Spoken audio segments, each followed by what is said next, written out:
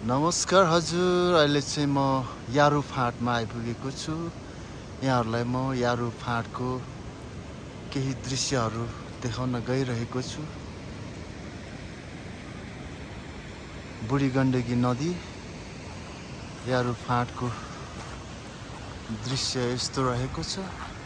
वरिपरि ठुला ठुला चट्टान डाँडाहरूले घेरिएको दृश्य यहाँले देख्न सक्नुहुन्छ। यारु फाँटमा रहेको सानो घरहरू अनि सानो होटलहरू यहाँले देख्न सक्नुहुन्छ। यो चाहिँ यारु फाँटको बगर हो। हामी यो बगर हुँदै हिँड्दैछौँ अहिले।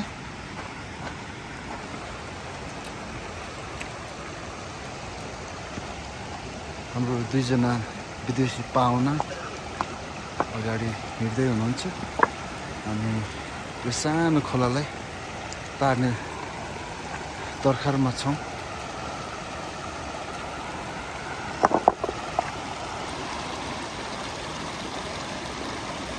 यहाँहरूले देख्न सक्नुहुन्छ, हामी सानो यो खोलालाई तार्दैछौँ। यो खोला चाहिँ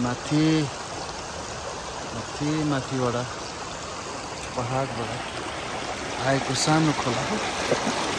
यहाँ सानो खोलालाई तार्दैछु। यहाँको ट्रेकिङ बाटो यस्तै रहेको छ।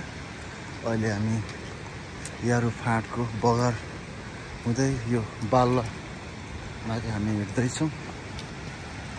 यता साइडमा हामी खोला देख्न सक्छौँ। यो खोलाको नाम चाहिँ बुढी गण्डकी। यो बुढी गण्डकी खोला चाहिँ माथि मनासलु हिमालबाट हिउँ पग्लिँदै आएको एउटा पानी हो। यहाँले देख्न सक्नुहुन्छ।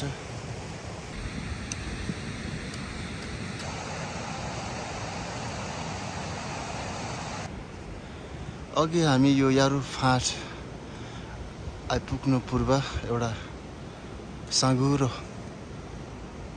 भ्याली, अप्ठ्यारो बाटो, उकालो बाटाहरू छिचोल्दै हामी यो यारु फाँट आइपुगेका थियौँ। अहिले हामी एउटा फराकिलो एउटा फाँटमा आइपुगेका छौँ। यो यारु फाँटको बगरको जुन बाटो यहाँहरूलाई म देखाउँदैछु।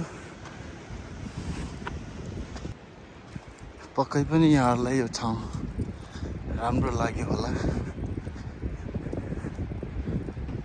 यस्तै रहेको छ यहाँको ठाउँ, यहाँको चाहिँ बाटो। ठुलो ठुलो पहाडको चट्टानहरू हामी देख्न सक्छौँ। यो यारु फाँटको बगर हिँडेसँगै केही समयपछि हामी यहाँ आश्चर्य लाग्दो एउटा पुल हामी देख्न सक्छौँ। जुन यो पुल चाहिँ एउटा चट्टानसँग टाँसिएर बनाएको यो पुल जस्तै यो ट्रेकिङ बाटो हो। सो आजभोलिको समयमा चाहिँ हामी यो पुल मुनिबाट हिँड्न सक्छौँ। बर्खायामको समयमा चाहिँ हामीले यो पुलबाट चाहिँ यात्रा गर्न सक्छौँ। पुललाई हामी प्रयोग गर्नुपर्ने हुन्छ, किनभनेदेखि बर्खायाममा चाहिँ खोला यहाँ माथिसम्म आउँछ। सो यहाँहरूले देख्न सक्नुहुन्छ यो पुल।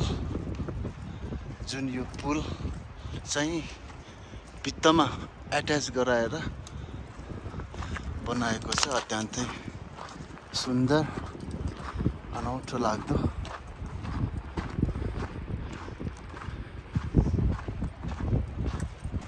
लगभग यो पुल चाहिँ 200-300 मिटर को चाहिँ लामो यो बाटो रहेको छ। पुरै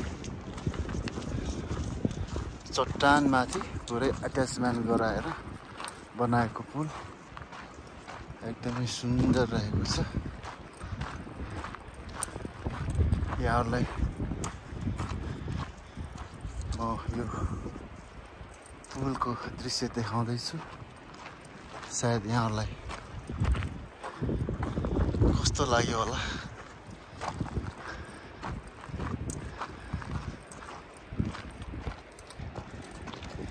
यहाँ मेरो अगाडि हाम्रो एसिस्टेन्ट चाहिँ अगाडि हिँड्दै हुनुहुन्छ भन्दै यहाँबाट म